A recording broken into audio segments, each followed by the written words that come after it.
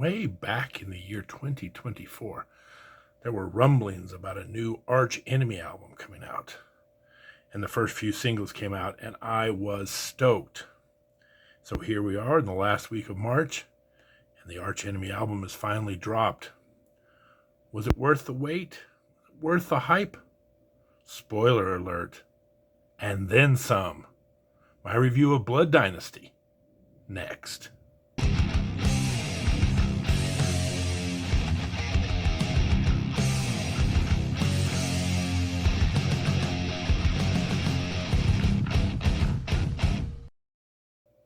Welcome, metal enthusiasts, to another episode of The Metal Dude Abides. Tonight, we are going to take a look and listen to one of my most anticipated albums of 2025.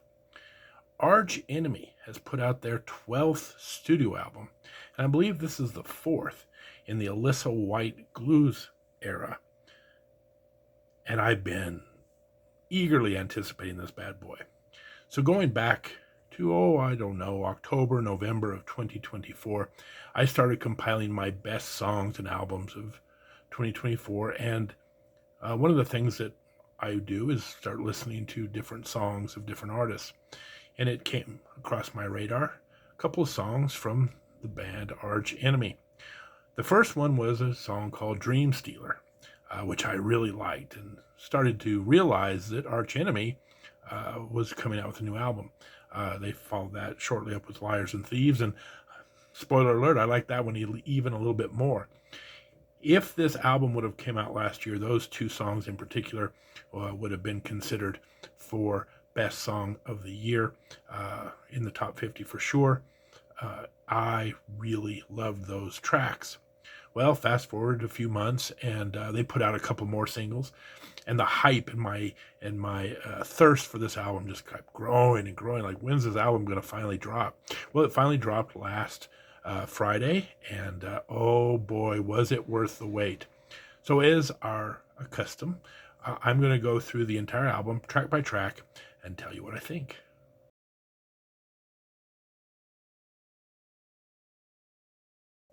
Blood Dynasty opens with a very good track, Dream Stealer.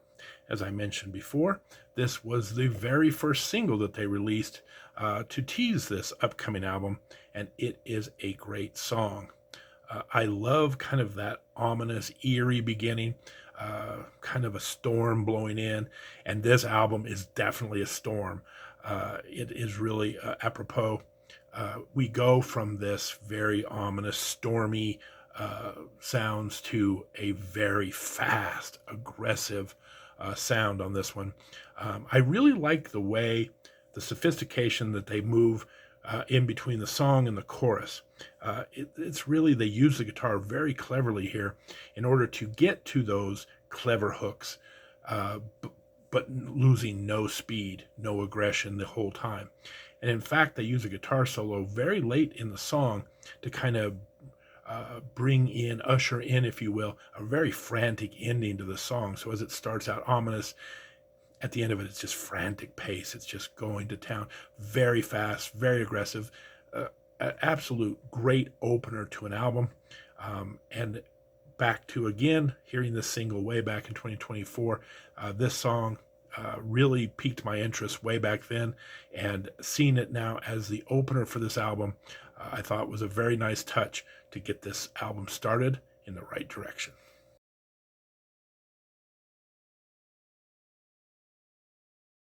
The second song off Blood Dynasty is a song called Illuminate the Path. This is another very heavy song, but it's heavy in a very different way than the opener. The first one kind of resembled, like speed metal. This is more like, think the Monomar song Guardians of Asgard. It's kind of that kind of vibe, very crunchy, melodic riff to begin the thing with. And a little bit of a surprise on the very second song, we see Elisa break into her clean vocals after having none of that in the opener. And a kind of a cool effect in that when she sings the title of the song, she kind of whispers it. in a very cool way. It's kind of like it's luring you in. Come in closer, so I can really punch you in the face with the rest of the song. Again, great start to the album. Two very heavy tracks, both very different tracks, both having completely different vibes to them. Um, very impressed right off the bat. 2 for 2.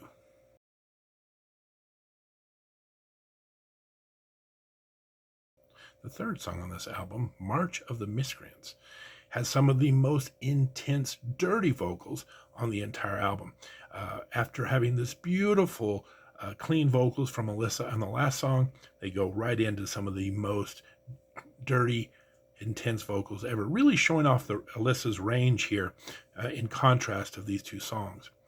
The other thing I really like about this song is it kind of has an interlude in the middle where it's so intense and it's really charging at you, and then it kind of slows down a little bit to build up the suspense in order to bring in the guitar solo that brings you right back into that intensity. Again, some very clever movements in and out of the choruses and the guitar solos here. I really like the way they're doing that. And once again, we're 3 songs in, and we've really seen a wide variety where Alyssa has really showed off her tremendous range. This is a very good deep track on the album.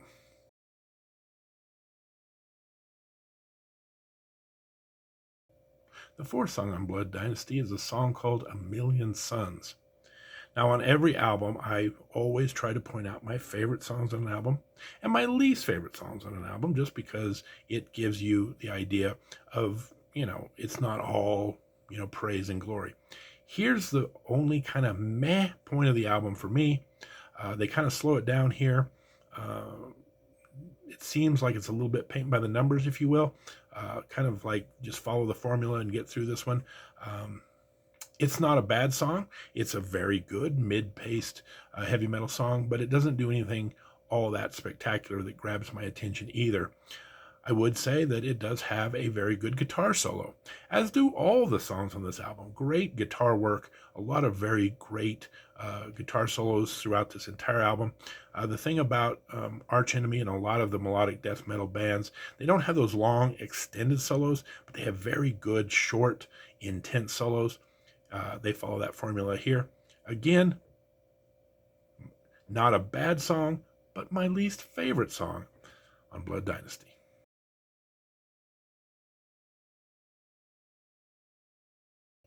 There's probably a reason why A Million Suns slows down the pace a bit. Because the next song, Don't Look Down, we're going to pick up that intensity again right away. Again, this song starts off with some of my favorite aggressive riffs. Alyssa comes in with a huge scream. Just a tremendous start to the song. I would say that of the songs that were not released as singles, this might be my favorite of the non-singles. Michael Arnott and new guitarist Joey Concepcion, I think we just need to talk about them here a little bit. As I said on the last track, the guitar solos on this album are very good, and this song in particular stands out with some amazing riffs. It really shows the balance between the riffing and the soloing on this song in particular. Really like the new guitarist, really like the guitar sound on this album, and it really stands out right here on this track. Again, probably my favorite non-single on the entire album.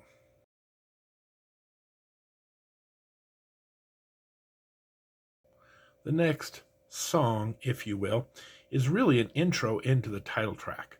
The song is called Presage, and it's like a 1-minute acoustical number that just leads into the title track to kind of promote its importance in the album and the majesty of what you're about to behold. So it gives the next song, the title track, a lot more importance in the album. It kind of lets you know here is something to pay attention to. The next song is going to be epic. So let's talk about that next song.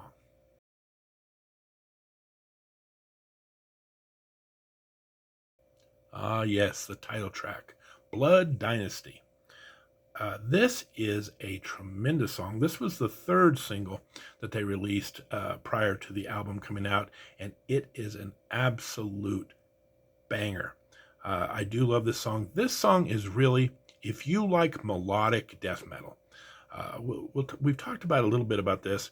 Um, Many of the songs on this album kind of stray from that melodic death metal formula, kind of going back to maybe even traditional death metal, a little bit of new wave, British heavy metal, traditional metal. It kind of comes in and out, some power metal in here. Uh, Arch Enemy really kind of changes up the formula quite a bit on this album, but this song in particular is kind of the classic melodic death metal that you come to expect from bands like this. Great.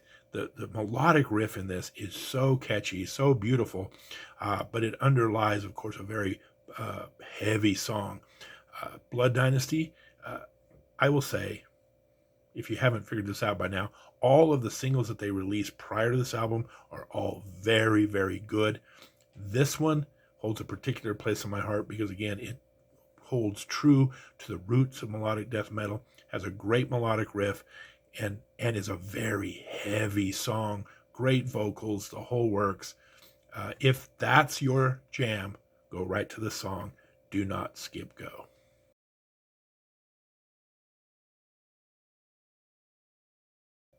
All right, true confession time. So the very first song comes out. Um, Again, about the time I'm compiling my best songs of the year. So I hear Dream Stealer, and I'm like, wow, that's pretty good. Hey, wow, Arch Enemy's coming out with a new album. Really excited about it. Then came Liars and Thieves, and I have to say, we're going to get to that song here in a minute, but Liars and Thieves is when I really started getting excited. I thought, what a great song. This would definitely make one of my best metal songs of the year, if it not for the fact that it's going to come out on an album in 2025. Then they came out with the title track, and I was like, once again, blown away. Um, but then came Paper Tiger. This is probably my favorite song on the album. It is so good. Just great riffs, great vocal works, great drums. This song really has it all. And like what I was saying before, we kind of move away from that melodic death metal to more traditional death metal here. This song could be on a Judas Priest album. It could be on an Accept album. Really heavy speed metal influenced. Love, love, love this song. Kind of interesting that this fourth single, by this point, I'm over the moon, right?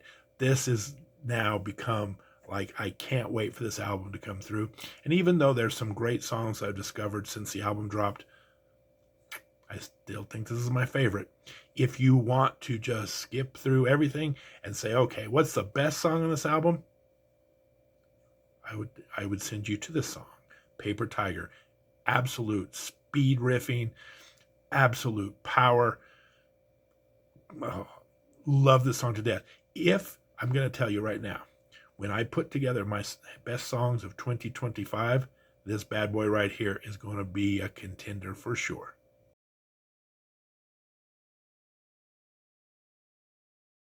All right, fasten your seatbelts, everybody, because we're about to go from speed metal extraordinaire, fast, aggressive, to the first and only ballad on the album, Vivre Libre. Pardon all you French-speaking people out there. This is actually a cover song from an obscure French band way back in the 80s called Blaspheme, and it is absolutely wonderful. So let me set the stage again. We've gone fast, fast, fast. Now we're breaking into this ballad. The whole song is sung in French. Vivre libre basically means live in freedom. And in the year 2025, what a great call for all of us to push for our governments to support freedom. It is so important for everybody to have that in their lives. Great time to have this song come out. It is all clean vocals, all sung in French. It is beautiful. I mean, I'm very impressed with Alyssa's voice, but this is beyond the pale. She really knocks it out of the park on this one. Again, all this aggression, all this heaviness, and then they just put out this beautiful ballad. Sometimes ballads get bad names. We talk about that. But a really good, important ballad can just set the stage for the rest of the album. I think this is an absolute dynamic song, really sets the pace. And again, gives you that palate cleanse of heavy, heavy, heavy, and then you just break into this beautiful song. And let's face it, as impressed and all the range that Alyssa's shown throughout this album, this is a tour de force. When we start talking about Vocalist of the Year, Alyssa might get a nomination for this bad boy. It is that good.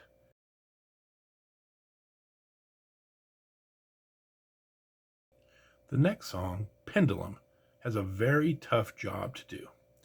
It has to be sandwiched between the beautiful Viva Libre and the closing track, which I've already told you is one of my favorite songs on the entire album. So it has to be the perfect song to wedge in there. And I really do believe Pendulum pulls it off. I want to bring out Daniel Erlinson and Charlie D'Angelo here. You know, I haven't mentioned the drumming. I haven't mentioned the bass. It's really going to stand out, especially in these next two songs. Really good stuff. This is a very good song. And it, again, on its own, probably wouldn't be all that impressive, but it's, you know, making an album is an art form, and finding the perfect song to go into different places. This song, like I say, fits perfectly between the beauty and the beast, because oh my goodness, this closer is an absolute monster.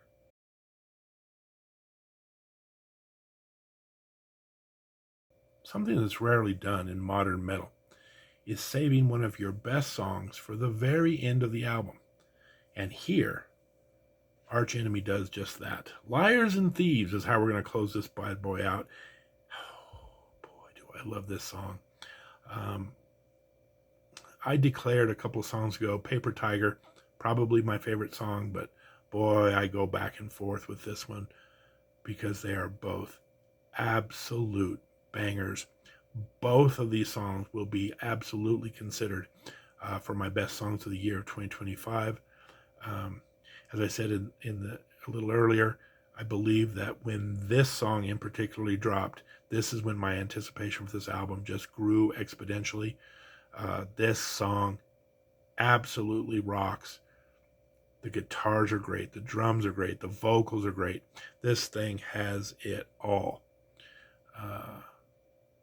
And again, the only thing that I would say is, and this is just, I just got through praising the album because it closes on such a great song, but this is such a great song. This could have easily been the opener because of its speed, because of its aggression, because this is a real tone setter.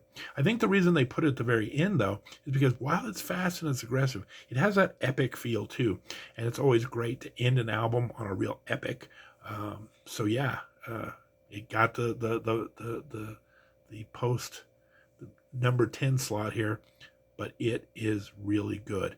So I think to sum up, all four of the songs that were released prior to this album, if you haven't heard them for whatever reason, those would be my favorite four on the album. But then there's a couple in here that you would probably should check out as well.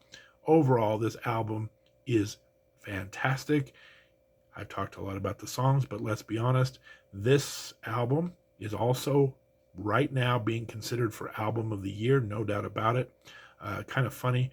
The other song that would probably be amongst my favorites right now, I did a review of it back in January, Halo Effect with March of the Unheard. So, man, the Swedish metal in 2025 might have just produced my two favorite albums so far of the year. They are definitely going head to head for Best Album of the Year. What a great year for metal. I keep thinking about doing a special about all the great metal that's come out in the first 3 months, because it is just every week something extraordinary has been dropping. Wow. So I might put something together, talk about this first quarter, because it has been sensational. But do yourself a favor. This Arch Enemy album is absolutely great. I think it's the best album that they've had in the Alyssa era. I really liked Deceiver back in, I think it was 2022. That was my favorite of this new era. I think it took them a couple of albums to kind of get the feel for one another. Sometimes moving on from a new singer takes a little bit of time to establish that chemistry. Well, rest assured, chemistry has been established. They are putting out some great music. And again, I think what really stands out is not only is this a heavy album, not only is this a melodic album, but it's got such variety. It doesn't sound song to song like the same song. They really mix it up brilliantly. Um, yeah, even to the point of, like I said, having that beautiful ballad kind of, you know, really reset the record late on. So do yourself a favor. Go get the new Arch Enemy and enjoy it. It is well worth your time and attention. And that is our episode. This is the time of the video where I say, hey, do me a solid and go ahead and subscribe to the channel. Ring the bell. Give me a like. We all are here trying to feed the mysterious YouTube algorithm, and that seems to really help promote my channel and get this content out to other metalheads. Or better yet, tell a fellow metalhead, come out and visit the Metal Dude. We do this every Tuesday night, 7 p.m. Denver, Colorado time. So if you're ever, around at that time, come in for our live streams. We have a great time as well. In the meantime, this is the Metal Dude signing off. Take care.